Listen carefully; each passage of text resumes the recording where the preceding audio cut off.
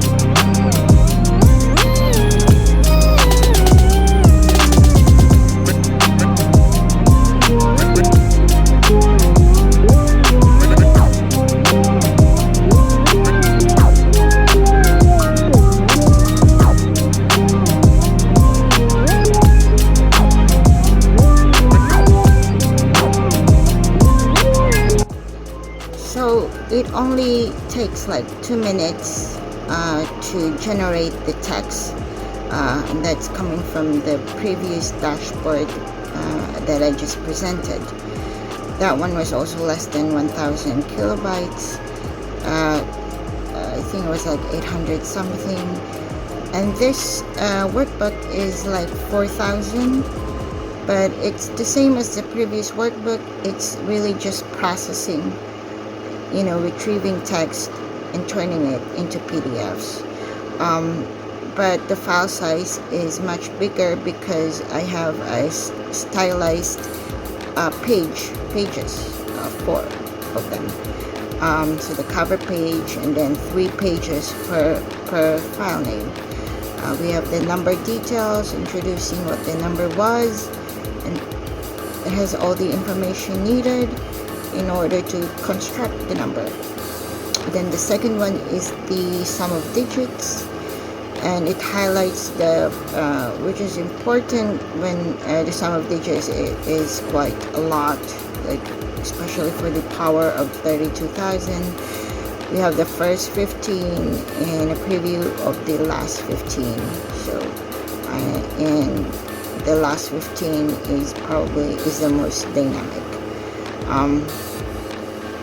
So those two things are highlighted, and that only happens for a very large number. Otherwise, if it can fit into that box, then you will see the whole numbers. And then the third one is the test result, which is kind of the same for most, because in order to be filed as prime, all the first 6 is important. I did some styling and stuff like that. So it contains the same information as the text files, but in a PDF, and then we can bind all the 1500 something into a binder, and then you can share all that information. So with text files, you can share individually. If you want a certain number to be reviewed, then you can just attach that. But I think with a binder, so I think the advantage of a PDF binder is that you can bind all these single pages, and it also looks great, better than the text. So that's kind of why I think it's important to be able to print these prime numbers, not just share the text, but to print it. So I think it's better, especially if you're sharing it, to kind of share the binder, and it also looks good. So yeah, it doesn't store anything. You just have to refresh the list of folders. You run the button to refresh the list of folders, and then click another button to get all the file names. And from there, once we know the file name, we can then get the content one by one. So, and it doesn't always retrieve every counter increase. It only retrieves every 4th. So we have a stylus that says Y when it cycles back to page 1. So that's how it works. And,